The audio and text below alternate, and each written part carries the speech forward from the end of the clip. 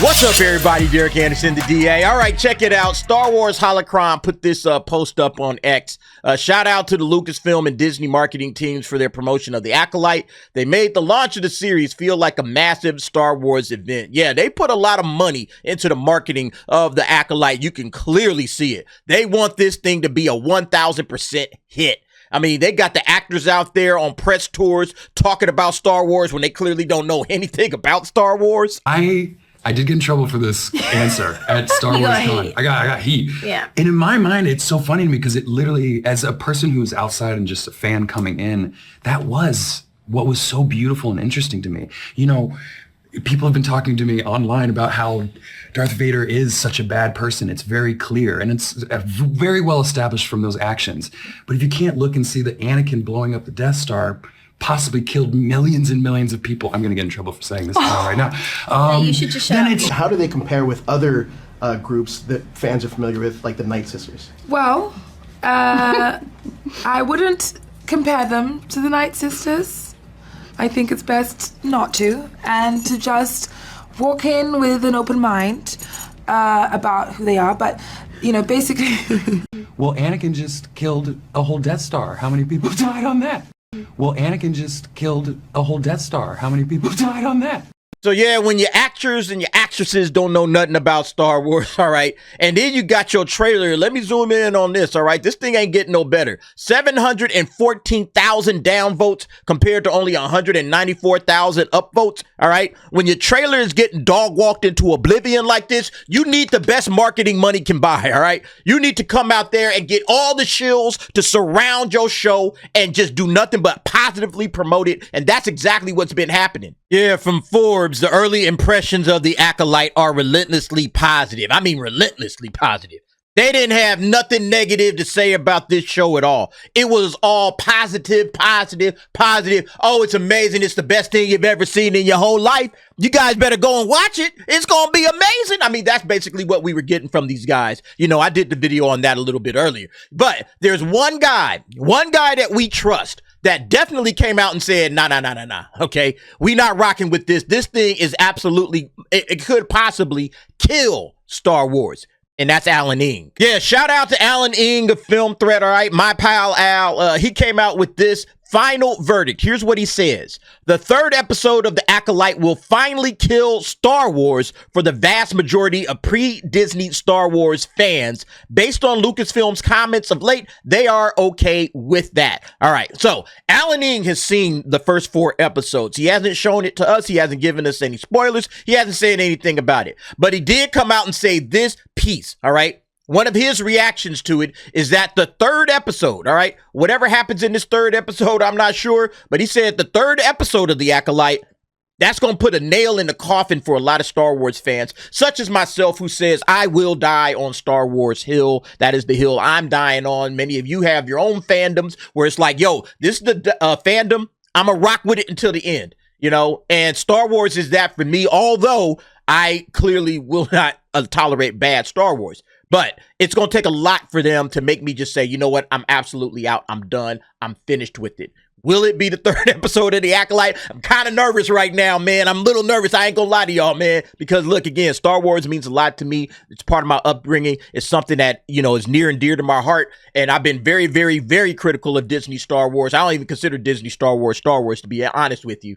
But now he's saying, yeah, the vast majority of pre-Disney Star Wars fans, all right? So if you were a Star Wars fan pre-Disney, this third episode is going to kill it, all right? And that thing is we ain't going to be able to know right off the rip, all right? Because the first 2 episodes drop on Tuesday, all right? In a couple of days, the first 2 episodes drop, and then we're going to have to wait a whole week to get to this third episode. And I'm just scared, like, what the hell is in this thing, man? How bad is it going to get?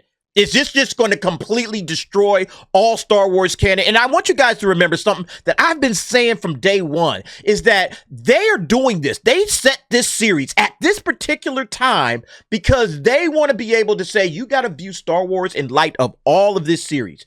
You got to view Star Wars, the entire franchise, in light of what's happening here in The Acolyte, all right?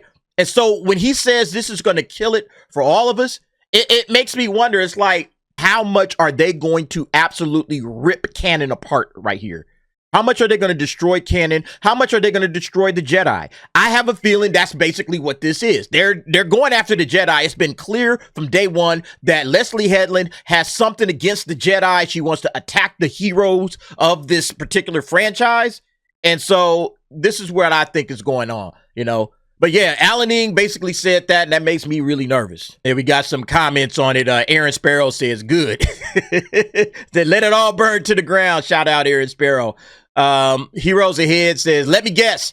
The Jedi are the real bad guys. The Sith are misunderstood and have been fighting the systemic oppression of the Jedi the whole time. Absolutely. This is exactly what I think it's about to be.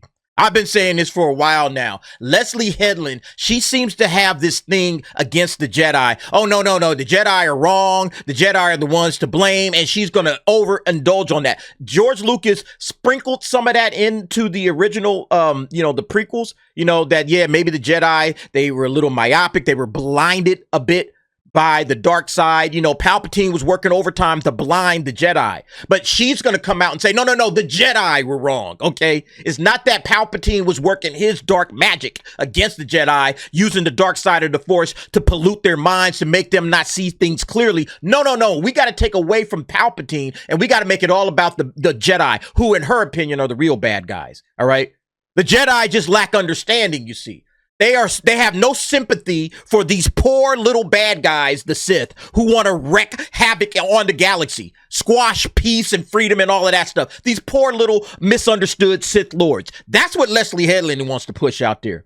Instead of absolutely saying, well, these guys are actually the bad guys, and they're using their evil to manipulate and pollute the minds of good people, you know, and try to twist them up and everything like that. Yeah, see, people don't understand the Force. They don't understand the dark side. They don't understand the Jedi, and they don't understand Star Wars. That's Leslye Headland for you right there. This guy, Eric O'Sullivan, says, you know, Alan, as a G1 fan, I've come to the point where Disney Star Wars can no longer get me grumpy. Lucas canon is a closed story like the Iliad and the Bible. The Disney stuff is just licensed lifestyle brand and content. Now, Lucas canon, that's storytelling and mythology. Exactly. That's how I've always looked at it. And in my opinion, again, they could get back to that.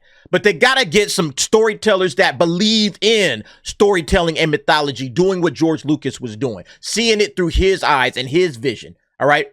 Not this twisted up crap where the bad guys are really the good guys and the good guys are really the bad guys. And they're blurring the lines between good and evil. Don't you notice that evil people always want to do that? They want to blur the lines. They don't want you to see evil for what it is. They want you to try to see, well, maybe we can understand evil in a certain way. You know, all that kind of crap. You know, that's basically what they're doing right here. It's remarkable that there are still pre-2015 Star Wars fans left. Yeah, I mean, that's kind of how I am, man. You know, J. Core, I still, again, it's something that's just deeply embedded in me, you know, and, you know, they haven't driven it completely fully from me yet. It's like, you know, there's still good in you. The Emperor hasn't driven it from you fully. Yeah, that's kind of how I am, right? You know, you haven't driven it from me fully, Disney, but you're getting close. You're getting real close. This guy, Human Action, says, and I'm okay with that. I'll be watching the only 3 Star Wars movies over the next weekend. Disney will not get a single penny from me. Yeah, the original trilogy.